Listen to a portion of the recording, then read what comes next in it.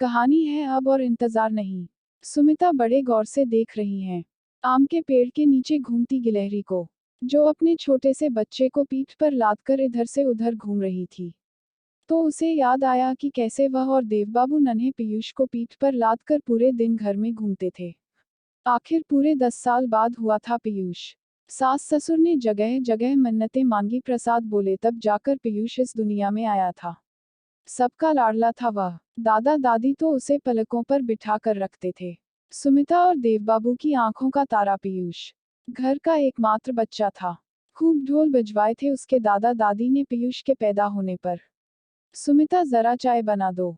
सुमिता जैसे नींद से जागी, धीरे धीरे उठकर किचन तक गई और देवबाबू के लिए चाय बनाई। दोनों ही 70 पार कर चुके थे। देवबाबू की तो दिमागी हालत भी कमजोर होती जा रही थी। कई कई दिनों तक नहाते नहीं थे। अकेलापन उन्हें अंदर ही अंदर खाता रहता था, भूलने की भी आदत हो गई थी। डायबिटीज की वजह से सुमिता का भी शरीर खराब होता जा रहा था। शरीर में जगह जगह घाव हो गए थे।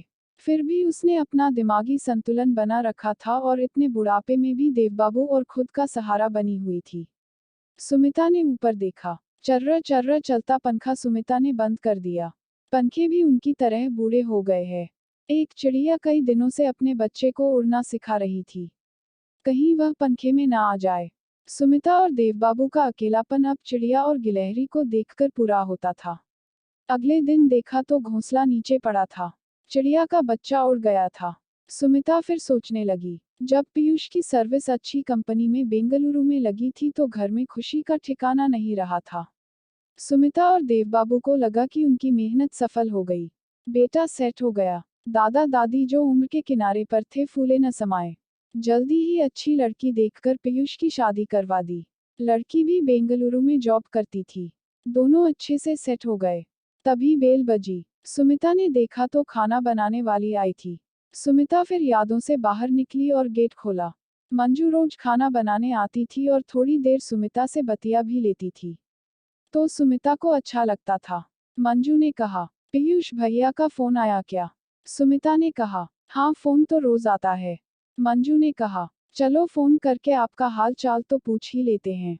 सुमिता ने कहा, हाँ। मंजू ने कहा, कब लेने आएंगे? सुमिता ने कहा, पता नहीं। बात करके मंजू किचन में चली गई और सुमिता फिर यादों में खो गई। पीयूष शुरू शुरू में तो दिवाली मनाने आ जाता था। फिर उसने आना बंद कर दिया। माँ, बच्चों की पढ़ाई है, छुट्टी नहीं मिलती। ऑफिस में भी काम है, वहाँ भी छुट्टी नहीं मिलती।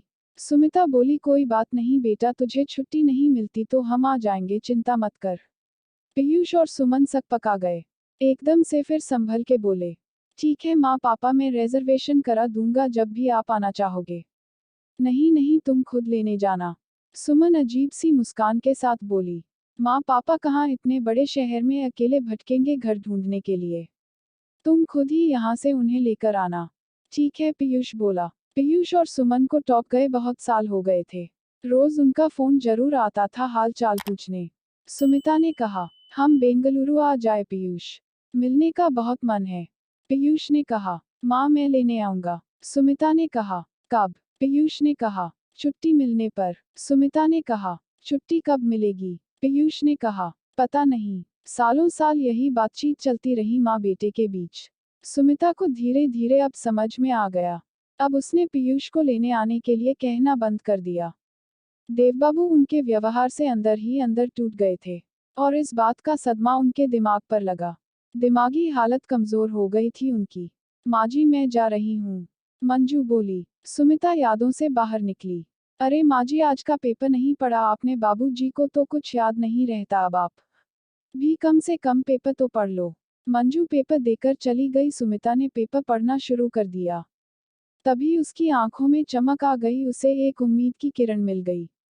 एक एडवर्टाइजमेंट देखकर सुमिता ने फोन लगाया और सारी बातचीत कर सब कुछ फाइनल कर लिया। देवबाबू ने भी हाँ बोल दिया इस सब के लिए और कुछ दिनों में इस काम को अंजाम दे दिया। सुमिता और देवबाबू ने पक्का निर्णय ले लिया था। अब बेटे के लिए इंतजार खत्म हो चुका था। अगले दिन पीयूष का फोन आया।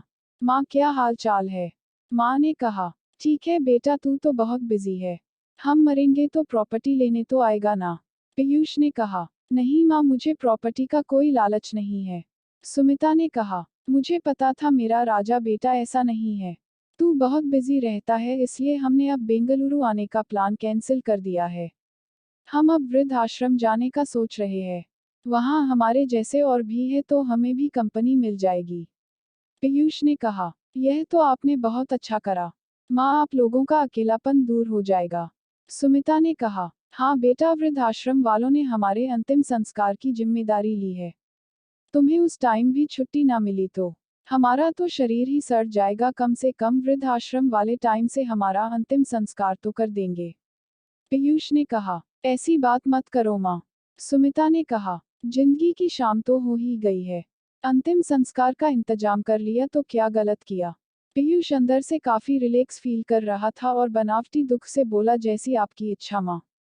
सुमिता ने कहा, हाँ बेटा, हमने अपना घर भी वृद्ध आश्रम को दान कर दिया है। हम सोचते हैं मरने से पहले अपने हाथ से कुछ दान हो जाएगा तो हमारे जैसे बहुत से लोगों का भला हो जाएगा। पीयूष ने कहा, माँ, यह आपने और पापा ने क्या किया? वह चिल्लाकर बोलने लगा। सुमिता ने कहा, अभी तो तूने कहा कि तुझे प्रॉपर्टी का लालच नहीं, फिर इतना क्यों चिल्ला रहा है? पीयूष सक पका गया, आपको ऐसा नहीं करना चाहिए था। सुमिता ने कहा, बेटा, तुझे छुट्टी नहीं मिली तो कहाँ तू इन सब झमेले में पड़ेगा। इसलिए हमने तुझे फ्री रखने का सारा इंतजाम कर दिया। सुमिता ने फोन रख दिया। सुमिता और देवबाबू एक दूसरे की ओर देखकर मुस्कुराए और बेटे का इंतजार छोड़कर अगली नई सुबह का इंतजार करने लगे। तो दोस्तों, आपको यह कहानी कैसी लगी? अपनी भावनाएं कमेंट सेक्शन में समीक्षा के द्वारा प्रस्तुत करें। ऐसी ही अच्छी कहानी देखने के लिए इस कार्ड पर क्लिक कीजिए। प्लीज लाइक और कमेंट करें और चैनल को सब्सक्राइब करें।